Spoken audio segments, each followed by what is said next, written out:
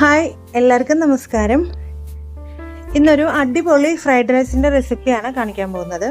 അപ്പോൾ റെസ്റ്റോറൻറ്റിലൊക്കെ കിട്ടുന്ന അതേ ടേസ്റ്റിൽ തന്നെ നമുക്ക് എളുപ്പത്തിൽ ഫ്രൈഡ് റൈസ് വീട്ടിലും തയ്യാറാക്കി എടുക്കാൻ പറ്റും. അപ്പോൾ ഇതെങ്ങനെയാണ് ചെയ്തെടുക്കുന്നതെന്ന് നമുക്ക് നോക്കാം. നമുക്ക് വീഡിയോയിലേക്ക് പോകാം. ഇപ്പോൾ ഫ്രൈഡ് റൈസ് തയ്യാറാക്കാൻ വേണ്ടിയിട്ട് ഞാനിവിടെ ബാസ്മതി റൈസാണ് എടുത്തിരിക്കുന്നത്. അപ്പോൾ ചെറിയ രീതിയിലുള്ള അരിയല്ല, നല്ല നീളമുള്ള ബിരിയാണി അരി. അതൊരു 1.5 കപ്പ് എടുത്തിട്ടുണ്ട്. അപ്പോൾ ഇത് നമുക്കൊരു പാത്രത്തിലേക്ക് ഇട്ട് കൊടുക്കാം. ഇതിലേക്ക് കുറച്ച് വെള്ളം ഒഴിച്ചിട്ട് നല്ലപോലെ വാഷ് ചെയ്തെടുക്കാം.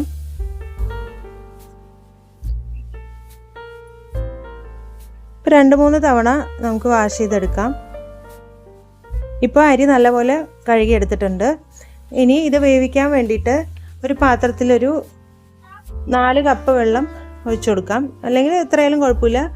ഒരു പാത്രത്തിൽ ഏകദേശം നമ്മൾ ചോറ് വയ്ക്കണ പോലെ വെള്ളം തിളപ്പിക്കാം. അതിലേക്ക് പാകത്തിന് ഉപ്പ് ചേർത്ത് കൊടുക്കാം. പിന്നെ കുറച്ച് ഓയിൽ ചേർത്ത് കൊടുക്കാം.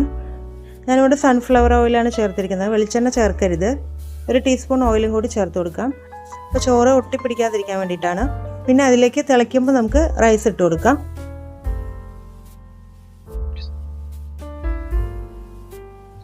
അപ്പോൾ ഇത് നല്ലപോലെ വേവട്ടെ. അതിന് വേണ്ടി നമുക്ക് കുറച്ച് പച്ചക്കറികൾ എടുക്കാനുണ്ട്. അപ്പോൾ ഞാനിവിടെ സ്പ്രിംഗ് ഓണിയൻ എടുത്തിട്ടുണ്ട്, കുറച്ച് ബീൻസ്, ക്യാരറ്റ്, ക്യാപ്സിക്കം.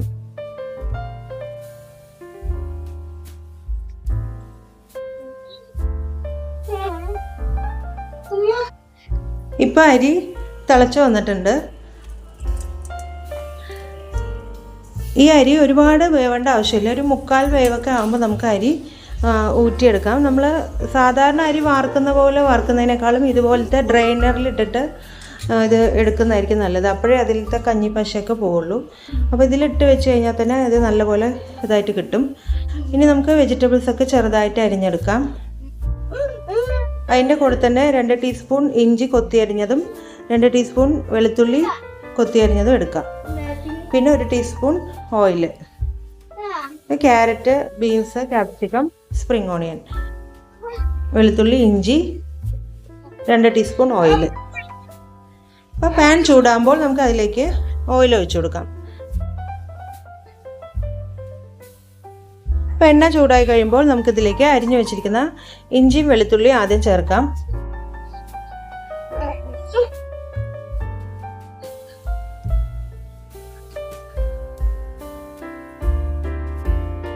ഇപ്പം നല്ലപോലെ ഇളക്കി കൊടുക്കാം.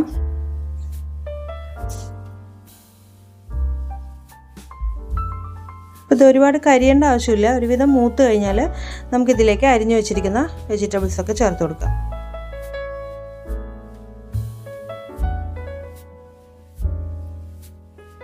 നന്നായി ഇളക്കി കൊടുക്കാം.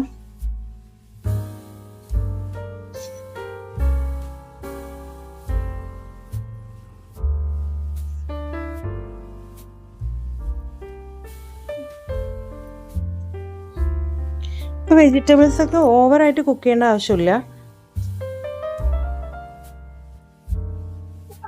അപ്പോൾ ഈ കുറച്ച് എണ്ണയിൽ തന്നെ ഇത് നല്ലപോലെ വാടി കിട്ടും.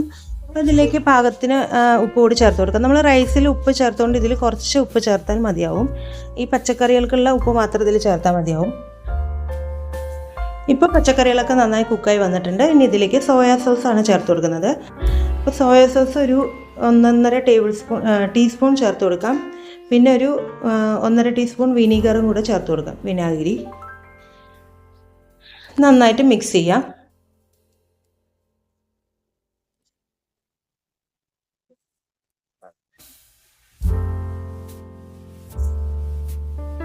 ഇനി ഇതിലേക്ക് വേവിച്ച് വെച്ചിരിക്കുന്ന റൈസ് കൂടെ ചേർത്ത് കൊടുക്കാം.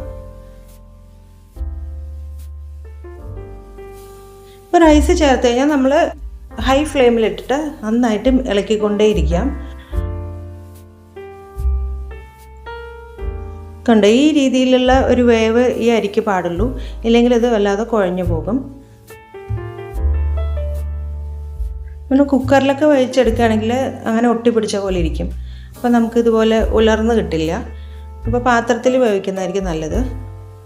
ഇപ്പോൾ കണ്ടോ, നമ്മൾ റെസ്റ്റോറൻറ്റിലൊക്കെ കിട്ടുന്ന അതേപോലെ വന്നിട്ടുണ്ട് ഏകദേശം.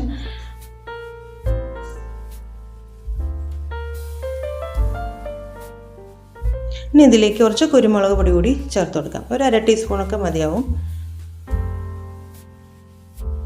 ഇത് നന്നായിട്ട് മിക്സ് ചെയ്യാം.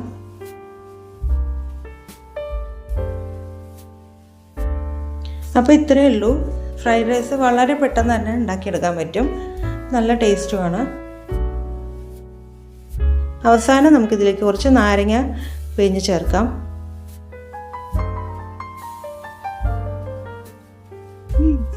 ചെറിയ നാരങ്ങയുടെ ഒരു 1/2 മുറി മതിയാവും.